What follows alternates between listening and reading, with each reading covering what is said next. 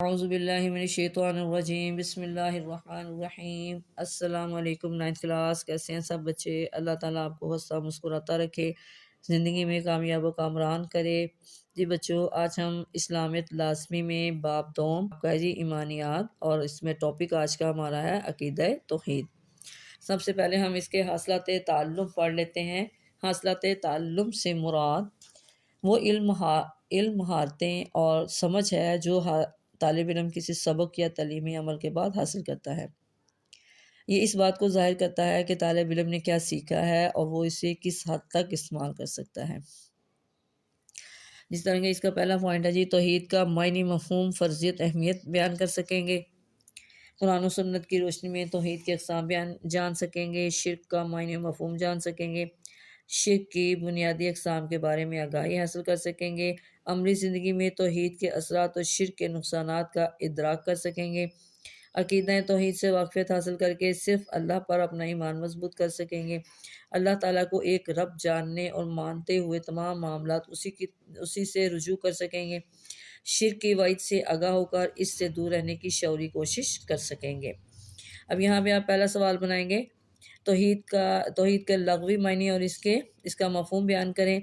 تو آنسر میں لکھیں گے توحید کے لغوی معنی اور ایک ماننا اور یکتا جاننا کے ہیں۔ شریعت کی اصطلاح میں اللہ تعالیٰ کو اس کی ذات و صفات اور جملہ اوصاف و کمالات میں یکتا اور بے مثل ماننا اور اس کے تقاضوں کے مطابق عمل کرنا توحید کہلاتا ہے۔ یہاں تک تمام کائنات اللہ تعالیٰ کی مخلوق ہیں اور اسی کے حکم کے مطابق چل رہی ہیں۔ کائنات میں اس کے سوا کوئی معبود نہیں ہے۔ وہ تمام عیبوں سے پاک اور تمام کمالات کا مالک ہے۔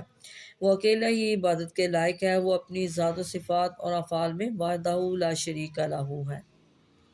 جی یہاں پہ سوال بنے گا، مسلمان عقیدہ توحید پر عمل کیے بغیر دار اسلام داخل نہیں ہو سکتا، وضاحت کریں۔ آنسر میں لکھیں گے اسلامی عقائد میں سب سے پہلے عقیدہ توحید ہے۔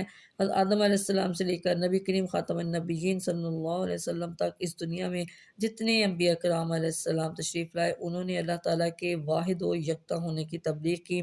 کوئی شخص عقیدہ توحید اور اللہ تعالیٰ کی وحدانیت کا اقرار کیے بغیر دار اسلام میں داخل نہیں ہو سکتا۔ یہاں پہ سوال بنائیں گے، قرآن مجید میں اللہ تعالیٰ کی وحدانیت کو کس طرح بیان کیا گیا ہے؟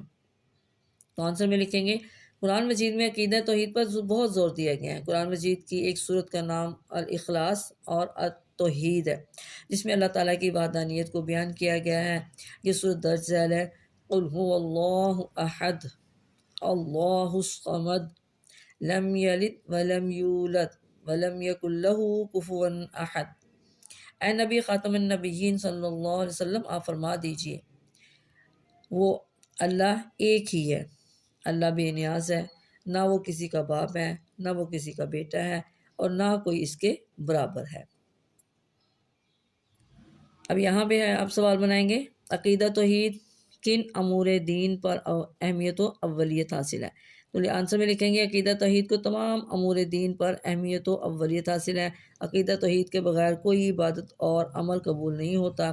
اللہ تعالیٰ کا بندوں پر اہم ترین حق اس کی وحدانیت پر ایمان رکھنا ہے۔ جو شخص عقیدہ توحید اختیار کر لیتا ہے، اللہ تعالیٰ اسے جہنم کی آگ سے نجات عطا فرمائیں گے۔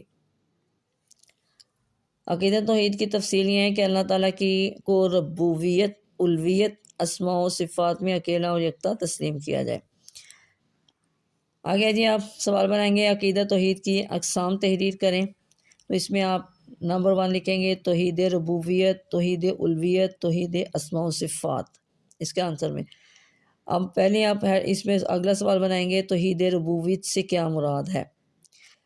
ربوبیت سے مطلب تمام کائنات کو سنبھالنے والا، رزق کا مالک، رب۔ تو اس میں سوال کیا ہمارا بنا، توحید ربوبیت سے کیا مراد ہے؟ آنسر میں لکھیں گے توحید ربوبیت یہ ہے کہ انسان اس بات پر ایمان لائے کہ اللہ تعالیٰ ہی ہر چیز کا خالق و مالک اور رازق ہے، اس میں کوئی اور اس کا شریک نہیں۔ ارشاد باری تعالیٰ ہے، اللہ ہی ہے جس نے تمہیں پیدا فرمایا، پھر اس نے تمہیں رزق عطا فرمایا، پھر وہ تمہیں موت دیتا ہے، پھر وہی تمہیں زندہ فرمائے گا۔ کیا تمہارے شریکوں میں بھی کوئی ایسا ہے جو ان میں سے کوئی بھی کام کر سکتا ہو؟ وہ اللہ پاک ہے اور بہت بلند ہے اس سے جو وہ شریک ٹھہراتے ہیں۔ آگے جی توحید الویت۔ الویت کا مطلب معبود وہ ہستی جس کی عبادت کی جائے۔ یہاں پہ سوال بنائیں گے توحید الویت سے کیا مراد ہے؟ توحید الویت سے مراد یہ ہے کہ اس بات پر ایمان لایا جائے کہ صرف اللہ تعالیٰ ہی معبود بارک ہے اور اس کی عبادت میں کوئی اس کا شریک نہیں، یعنی اللہ تعالیٰ کے سوا کسی اور کی عبادت کرنا قطعاً جائز نہیں، اور پھر پوری دنیا اس کے احکام کے تحت گزارنا توحید الویت ہے۔ یہاں پہ سوال بنا ہے توحید الویت کے بارے میں قرآن مجید میں کیا ارشاد فرمایا، تو یہاں پہ آنسر لکھیں گے۔ قرآن مجید میں ارشاد ہے تو جو شخص اپنے رب سے ملاقات کی امید رکھتا ہوں تو اسے چاہیے کہ نیک عمل کرے اور اپنے رب کی عبادت میں کسی کو شریک نہ کرے۔